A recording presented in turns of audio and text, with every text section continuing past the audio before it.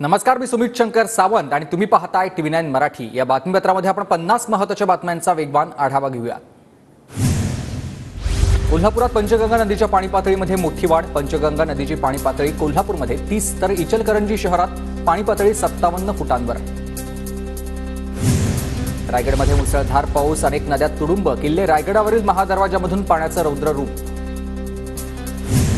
मुसळधार पावसामुळे रायगडच्या श्रीवर्धन रस्त्यावर झाड कोसळलंय, तर लोणेरहून श्रीवर्धन, हरिहरेश्वर आणि म्हसळ्याकडे जाणारी वाहतूक बंद आहे। रत्नागिरीच्या राजापूर डोंगरावरील धबधबे प्रवाहित। कोकणामध्ये पावसामुळे निसर्गाचं सौंदर्य खुललंय। बुलढाणा जिल्ह्यातील खामगाव नांदुरा मार्गावरील पुलावरून कार वाहून गेली। कारमध्ये कोणीच नसल्यानं जीवितहानी नाही। रत्नागिरीच्या राजापूरमध्ये पुरात अडकलेल्या 56 जणांना पोलिसांनी वाचवले। नागरिकांना वाचवण्यासाठी 5 तासांचं रेस्क्यू ऑपरेशन झालेलं आहे, तर बाजारपेठेत पुराच्या पाण्यामध्ये अडकलेले होते नागरिक। रत्नागिरी जिल्ह्यातील अर्जुना धरण भरलेलं आहे। मुसळधार पावसामुळे अर्जुना धरण ओव्हरफ्लो, तर लांजा, राजापूर, साखरपा या परिसरात जोरदार पाऊस। रत्नागिरीमधील मानवनिर्मित खोरनिंको धबधब्याला रौद्ररूप। मुसळधार पावसामुळे धबधब्याच्या पाण्याचा जोर वाढला आहे। नारायण राणेंकडून सिंधुदुर्गातील पूर परिस्थितीचा आढावा। सिंधुदुर्गातील ओरोस इथं झालेल्या पुराची राणेंकडून पाहणी, तर स्थलांतरित केलेल्या ठिकाणी भेट देऊन राणेंचा लोकांशी संवाद। संगमेश्वरला मुसळधार पावसाचा तडाखा।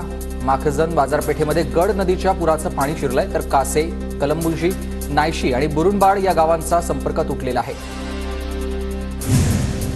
अकोल्यात खुर्दमध्ये पुरामध्ये अडकलेल्या 14 जणांना बाहेर काढलंय। जिल्हा आपत्ती व्यवस्थापनाकडून 14 जणांचं रेस्क्यू। अकोला शहराच्या मोरणा नदीला पूर। मुसळधार पावसामुळे दुथडी भरून वाहते मोरणा नदी। भुसावळमधील हातनूर धरणाच्या पाणलोट क्षेत्रात 12 तासात 70 मिलीमीटर पावसाची नोंद, तर धरणाचे 4 दरवाजे 1 मीटरनं उघडले। तापी नदी पात्रात धरणामधून 7628 क्युसेक पाण्याचा विसर्ग। रायगड जिल्ह्यातील 19 गावांना भूस्खलनाचा धोका। महाडमधील 9, पोलादपूरमधील 6 या गावांना सतर्कतेचा इशारा। कोल्हापुरात मुसळधार पावसामुळे पंचगंगा नदीचं पाणी पात्राबाहेर। पंचगंगा नदीची इशारा पातळीकडे संथ गतीने वाटचाल, तर पंचगंगेची पाणी पातळी 32 फूट 3 इंचांवर।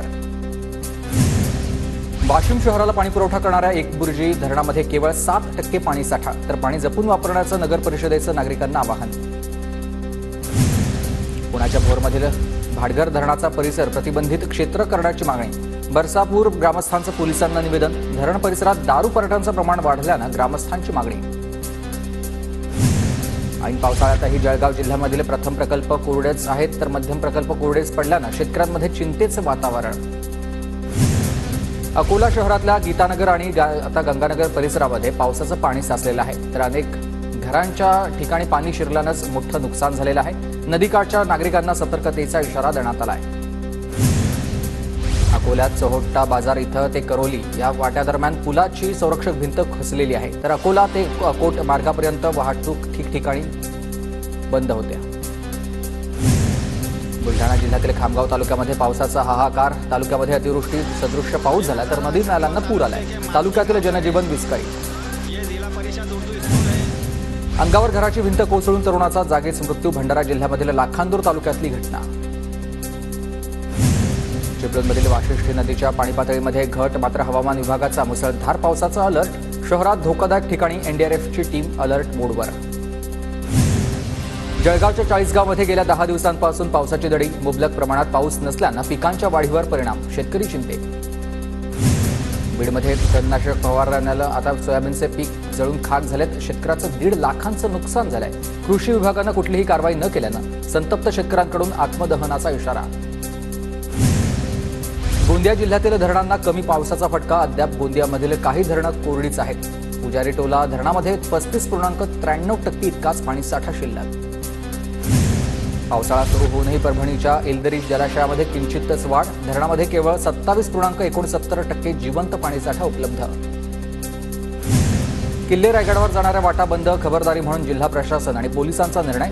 रायगडावरील रोपवेची सेवा देखील बंद ठेवण्यात आली आहे।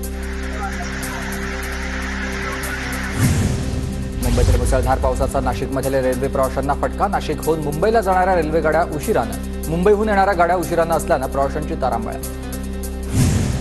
यवतमाळ जिल्ह्यात मागील आठवडाभरापासून दमदार पावसाची हजेरी. चांगल्या पावसामुळे शेतकरी शेती कामांना लागलेले आहेत. सिंधुदुर्गातून बांदा बाजारपेठेमधील गांधी चौक परिसरात मगरीच्या पिल्लूचं दर्शन. ग्रामस्थांनी पिल्लाला सुखरूप नदीत सोडलंय. छत्रपती संभाजीनगरमध्ये आमदार संजय शिरसाट यांच्या गाडीवर अज्ञातानं फेकलाय दगड. शिरसाट कुटुंबियांसोबत असतानाच गाडीवर दगड फेकल्याचा हा प्रकार आहे. शहरातील महावीर चौकातली ही घटना. सांगलीत शक्तीपीठ महामार्ग शेती बचाव कृती समितीनं घेतली शरद पवारांची भेट. नावापूर गोवा शक्तीपीठ महामार्ग आता रद्द करण्यासाठी कृती समितीनं मांडल्यात अडचणी. शरद पवार आज सांगली दौऱ्यावर. कवठे एकंद इथं शरद पवार यांचं जंगी स्वागत, तर विविध विषयांवर शेतकऱ्यांशी संवाद. नांदेडमध्ये जरांगेंच्या शांतता रॅलीत 10,000 लोकांना अन्न वाटप. अर्धापूरमधील मराठा बांधवांकडून भाजी भाकरीची सोय. बीडच्या केज शहरात बजरंग सोनवणेंची विजय रॅली.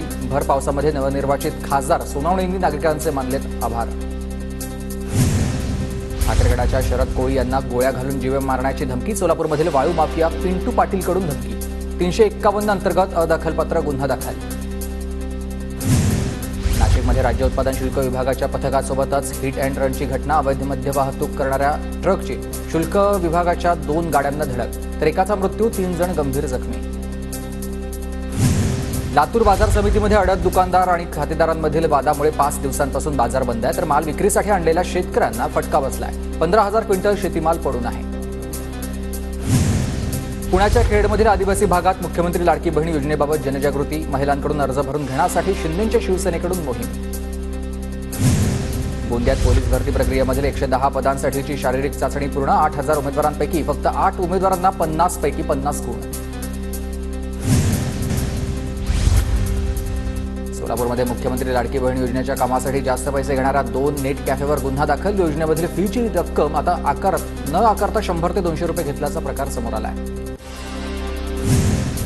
पंढरपुरात आषाढी यात्रेच्या पार्श्वभूमीवर दर्शन रांगेची तयारी सध्या पूर्ण झाली आहे. मंदिर समितीकडून 10 पत्रा शेडची निर्मिती. 20 ते 25 हजार भाविकांची होणार सोय.